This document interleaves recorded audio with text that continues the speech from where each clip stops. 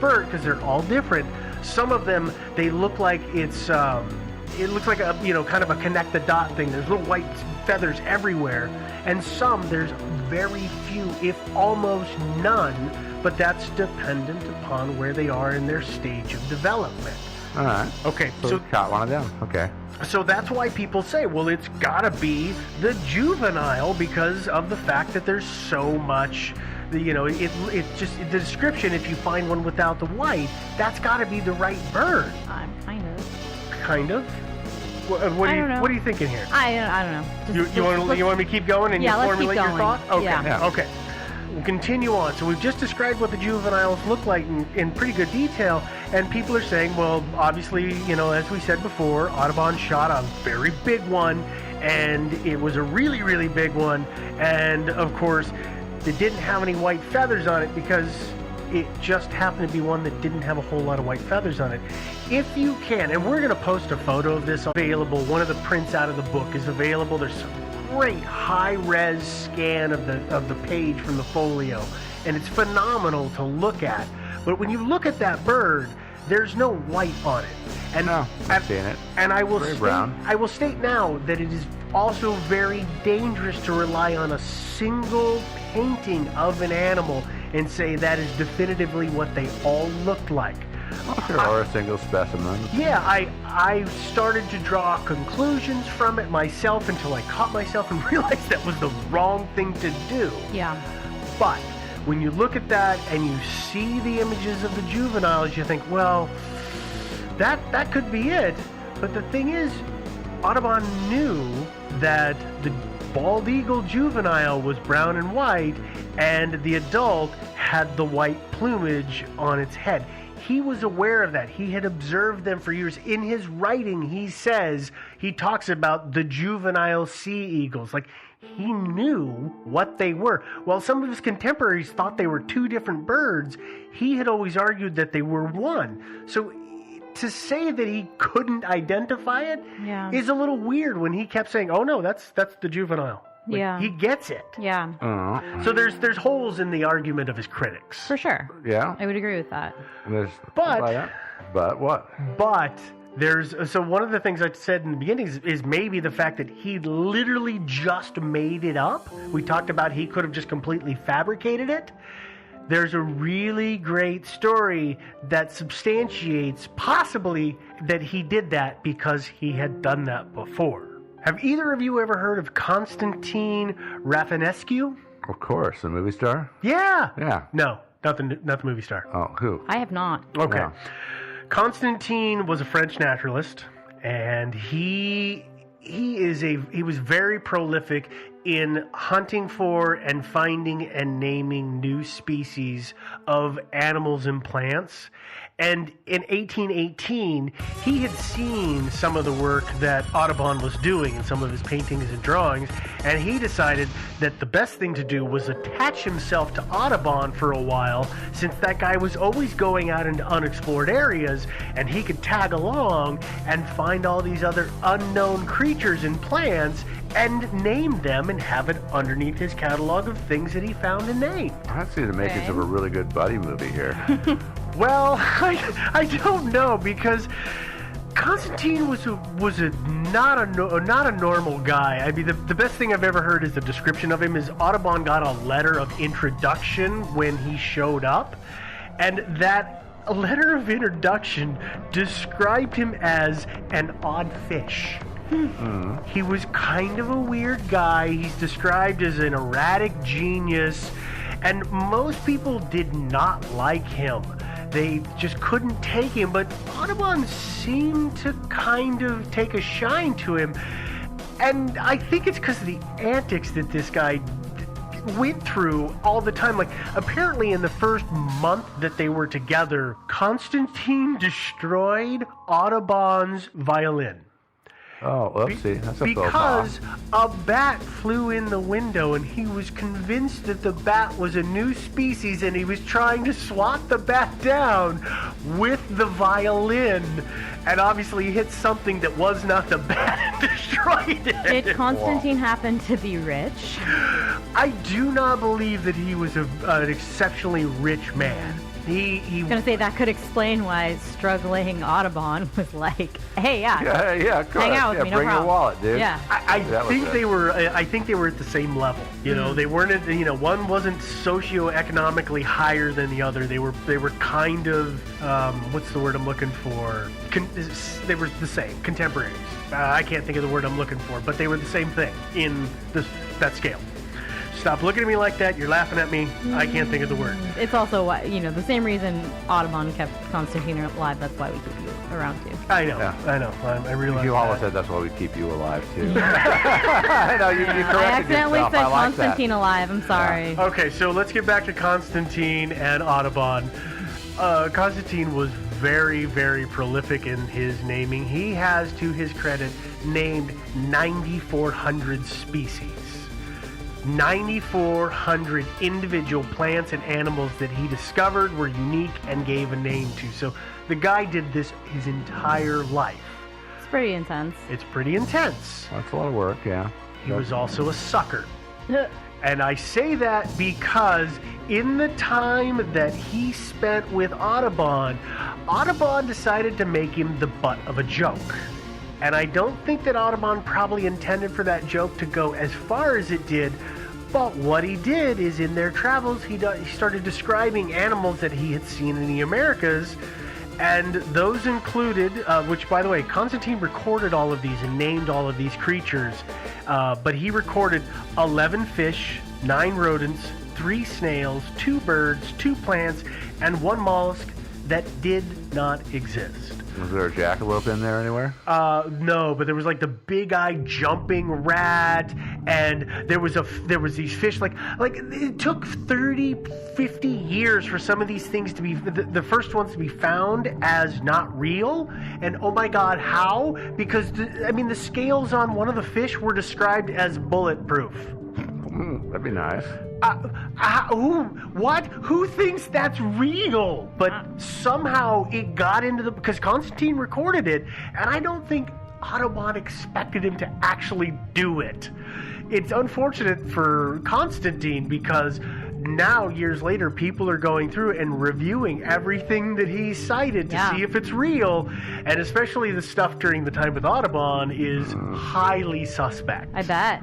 So Poor guy, but he pulled people's legs. He made a joke, and it got out of hand. And so people say, well, obviously he lied, and he did this big thing. So he very well could have just been playing a joke on the world. Oh, I need one more bird. I'll make one up and squeeze it into the book. Whether that's it or not, I don't know. I mean, he could have been. The reason that I can think of why the Birds of America was a publication. It came out by subscription at a regular interval. Right. And I am guessing that he had a consistent number of creatures of images in there each time. that were new. And what if he's fallen short? Okay. Oh hell. I need 22. Yeah. And I have 21. I guess for me though, it's like if you're gonna make up a bird, why not just be like, it's another small little brown bird.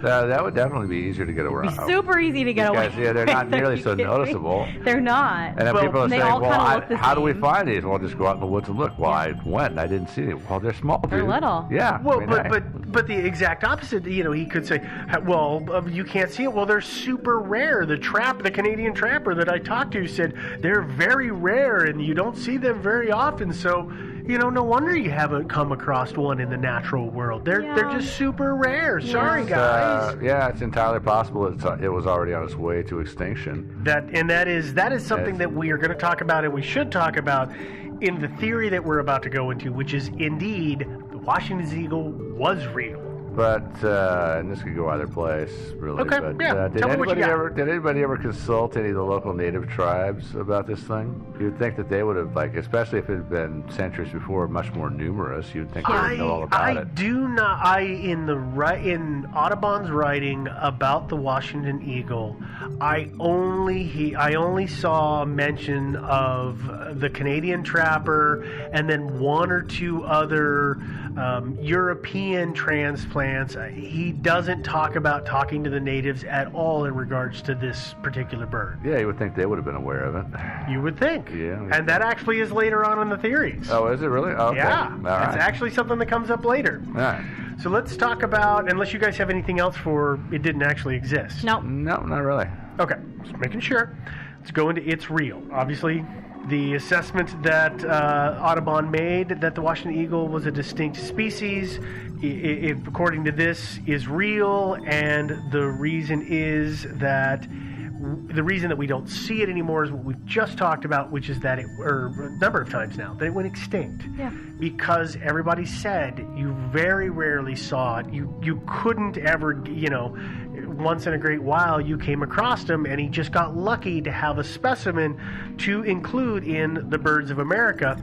Possibly the last specimen. And as a matter of fact, there are a half dozen birds in the Birds of America that are now extinct. So he was the one who recorded some birds that are no longer in existence, one of which is a really great example of how Europeans coming to this continent were responsible for it, and that's the passenger pigeon. Oh, yeah. If anybody doesn't know the story of the passenger pigeon, it's really interesting, and I want to share it real fast because it's very applicable. It is. So the passenger pigeon was prolific all over the North American continent from the the Rockies east. Pretty much they lived in the eastern half of this continent, and they were amazingly prolific. They're described as flying over, they'd be in big flocks. Yeah, they'd darken the sky. They would darken the sky for an entire day and only leave behind their droppings. Like the birds would never stop, but they'd block out the sky because the flock was so huge. You'd be in the middle of a big old poop storm. Huh? Exactly. What did they say? When they were hunting them, they said you could kill more than 6 with one blast from a shotgun. Uh-huh. You just shoot They, into... they were so thick, and they were a great food source. I mean, people loved them. Predators loved them because they came to town and it was free meat, and you could just go crazy just killing these things. And that was fine in terms of from the biological or the survival standpoint of the passenger pigeon, because they used a survival strategy called predator satiation, which is all the predators come in and they eat a bunch of you until they are full, but the population is so huge that you can lose that small percentage to satisfy the local predators, and your population doesn't suffer. I can just imagine, though, if you're one of the pigeons in the briefings, and you're going like, "Excuse me, why me, dude?" I mean, seriously. Well, it's the weakest. I love that Joe says the pigeon in the briefing, because I immediately thought of a World War II pigeon with the little metal helmet Yeah. on. Oh yeah. They're all sitting there, and this guy's got his PowerPoint presentation. And excuse me, and who gets to be the goat here? Really, dude? Yeah. Yeah. But the thing is, so this theory or this practice of predator satiation, the passenger pigeon isn't the only creature that does it. The cicadas, the ones that come out every dozen or 13 or 17 years or whatever it is, there are so many of them that in a night every predator in the area is stuffed full, and there are still just gads and gads and gads of them around. Pretty sure rabbits. I'm kidding. No. I'm kidding. Okay. So Sorry. the point is, though, is that it worked well, and they survived and they thrived. Except that when Europeans came to this country, a couple of things happened. One, we were netting them, we were shooting them, we were destroying their nesting grounds. We were consuming them at a faster rate than they could reproduce. There were actually guys there were hunting clubs, and they would get a telegraph to say where the flock was. They would hop on a train so that they'd go there and start hunting and shooting and killing them, and they would follow the flock using the train lines. So suddenly they were using technology to completely outpace the rate at which these things could reproduce and naturally survive. And I think the last passenger pigeon, I think it died in the late 1800s, if I remember. Wild or in the zoo? That it was in captivity. I was just looking at it. She it was like was- She was like it was 1902. It was in the tens or much damage done to the population they couldn't survive. Okay, so now think of the story of the passenger pigeon. Yeah. And then let's think about the Washington eagle, which is already a bird that may be in decline because of Europeans coming to this country. And we're disturbing their hunting grounds. We're disturbing their nesting grounds because unlike, say, a bald eagle, which nests in a tree, according to Audubon, these birds nested on the ground. Yeah, on cliffs and stuff like that. Yeah, so hunters and foresters and the animals that we bring with us that get loose and go wild. And go eat their eggs. And destroy their young. And you can see this recipe for disaster for what I would consider possibly a rather niche species of birds of prey. Yeah. Suddenly, we screwed the whole thing up. Yeah. Well, showing up in town. Although extinction is a part of the whole evolution process. It might have been that they weren't particularly adaptable. And frankly, if I were an eagle, I would prefer to put my nest up high in a tree rather than having it somewhere on the ground. I think that makes sense. Yeah. No. And obviously, they weren't the most sensible. Well, I mean, I don't know. It seems like if they were that big and they were kind of hunting in not as much, not the coasts. It doesn't sound more like rivers. Lakes, more rivers and stuff like that. It's possible they had actually adapted to eat more mammals. Mm-hmm. And so if you put your nest on the ground so that your young, like you just kill something and kind of drag it over to the nest, so your young just kind of hop out of the nest and they can eat the meat off of whatever instead of having to fly it up to them and regurgitate. I don't know. Yeah, maybe, I don't know. But again, it's not great. Yeah, well, it's not a great place for a nest. And let me clarify this. When I say they made their nest on the ground, Joe actually said it properly, which is it's on cliffs. It's not like they're just in the middle of a field and they've got a nest. Yeah, but you could still drag something over to it. But eagles, birds typically, most of the birds of that genus can only carry something that is half or less of their body weight. Right. I'm thinking like rabbits and stuff, not like deer. Well, but what I'm getting at is that I don't know that they would necessarily, whether it was in a tree or on a cliff, it would matter because they would fly in and bring it to the nest. Yeah. I mean, a bald eagle doesn't drag a rabbit corpse up a tree. That's true. No, I know. I'm just thinking more like for the, like, I don't know. You can't necessarily fit a rabbit carcass in a nest. Have you ever seen a bald eagle nest? I'm just saying, like, I don't know what their nests look like. They're giant. No, bald eagles, yes. I'm just saying I don't know what the Washington eagle's nests look like. I'm trying to help. Whatever. Never mind. Just ignore me. But if it was a fine. sea eagle, it would have been something equivalent to the size of a bald eagle nest, which is a really big nest. Maybe. Yes. Okay. So let's keep going here. So remember I talked about all those critics that Audubon had? This is something to substantiate that he was telling the truth.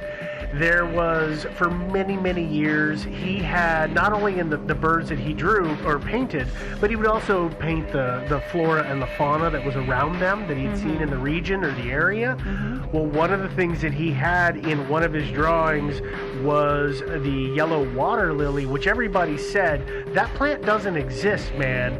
You need to take that out. You didn't discover that. Cut it out. That's not real. And it wasn't until 1876 that plant was, quote unquote, rediscovered in the Everglades as being a real thing. Huh. So, again, he's getting criticized and he doesn't back down because he saw it. And this is another example of, oh, well, look, you were actually right. Mm-hmm. But still, I mean, they've never found any bones from this bird. Anyway. They have not found any bones that we can attribute specifically to the Washington eagle. That we know of. That we know of, yeah.